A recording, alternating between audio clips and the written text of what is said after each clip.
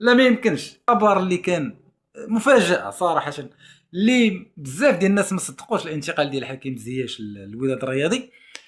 هذه كانت شي حاجه اللي زوينه بزاف، لانه غادي يعطي واحد النكهه خاصه للبطوله الوطنيه. ونتمناو من حكيم زياش يرجع المستوى ديالو ويعطي واحد الاضافه للوداد الرياضي، وتكون الوداد ان شاء الله فالخير على حكيم زياش، وتكون هي الباب ديالو انه باش يرجع للمنتخب الوطني، لان المنتخب الوطني الاول بلاصه حكيم زياش راه كاينه. احسن ممرر في المنتخب الوطني، لاعب اللي كيعطيك حلول، كيعطيك باصات ورا ظهر المدافع. حنا ولينا كنشوفوا كاع المنتخبات ولاو كيلعبوا البلوك مع المنتخب الوطني، كيضربوا ليه الف حساب. وحكيم زياش من اللاعبين اللي كيعطيك كواري ورا ظهر المدافعين، يعني لاعب اللي تيباكي اللي تيضرب كفرات. نتمنى يرجع للمستوى ديالو ويشارك مع طارق سكيتيوي في كاس العرب، لما لا. حكيم زياش لاعب اللي كبير، دوري ابطال اوروبا حتى كاس العالم الانديه، لعب فرق اللي كبار. حكيم زياش غني عن التعريف. بعدا شخصيا عزيز عليا وعارف عزيز على بزاف ديال الناس.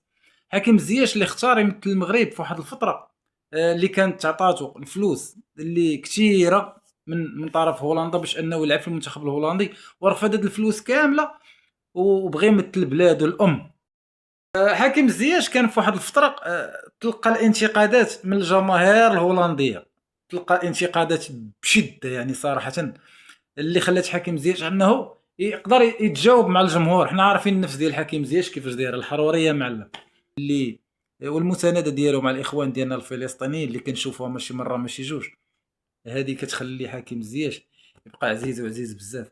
راه حكيم زياش الا ما مشاش في المسار الكروي مزيان في اوروبا، راه غيكون من بين العراقيل هو ان المسانده ديالو الاخوان ديالنا، ومن بين العراقيل كذلك انه مثل المنتخب المغربي، رغم انك تكونتي في هولندا وكبرتي في هولندا وهما اللي وصلوك وتجي تمثل واحد المنتخب اخر، راه ما تمشيش بعيد.